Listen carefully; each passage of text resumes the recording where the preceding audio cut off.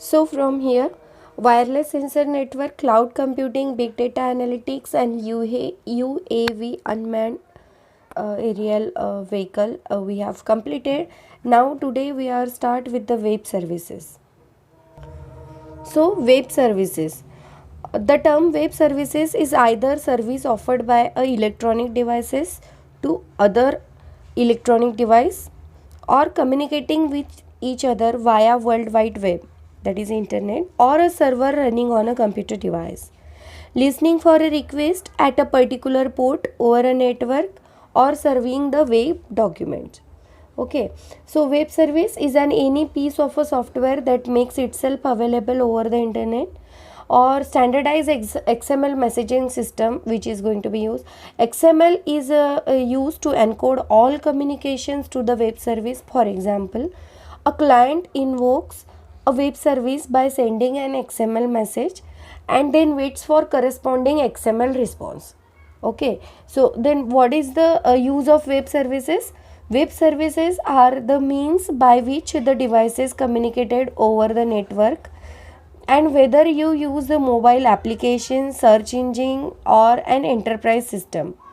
Okay, so this is what all about the web services. You can see in the image on your screen that what is exactly web services. You can see that for web service you can see Java, .NET, PHP. These are some of the web services provides.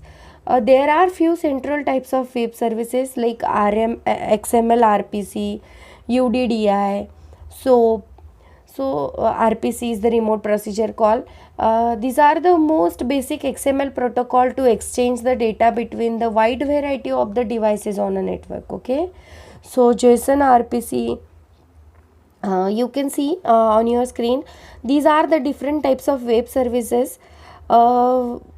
Web services like JSON, RPC, JSON, WSP, JavaScript, object oriented notation, web service protocol, then web services description language, then web services conversation language, web services flow language.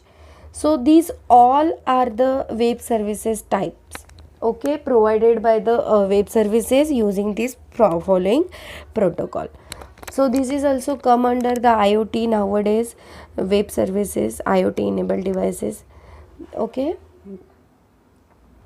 so this is the real life example of a web services, that is XML, RPC, UDDI, .NET, PHP. So due to this we are able to exchange the data between the wide variety of devices and network.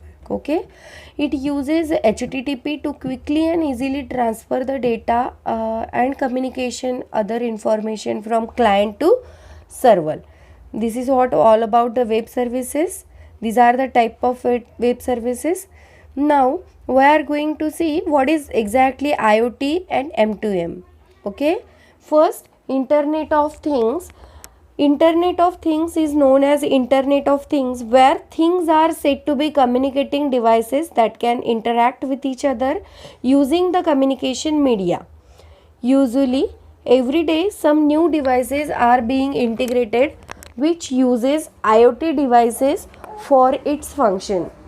These devices use various sensors and actuators for sending and receiving the data over the internet.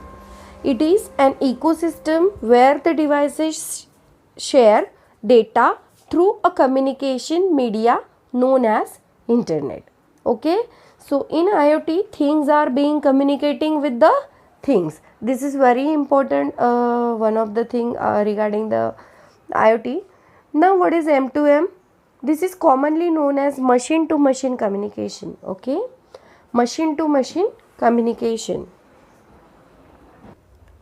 It is a concept where two or more that two machines communicate with each other without human interaction using wired or wireless mechanism. Okay, through the internet without interference of human, machines are going to communicate with the machine. M2M is an technology that helps the devices to connect between the devices without using internet.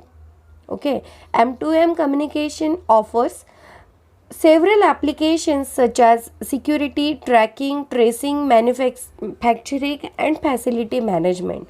Okay, I think you got that what is exactly machine to machine and IoT. Okay, in IoT, things are going to be communicate with the things. Usually, there are some new devices, they are integrated with each IoT enabled devices, and these devices use various sensors, actuators for sending and devices the data over an internet.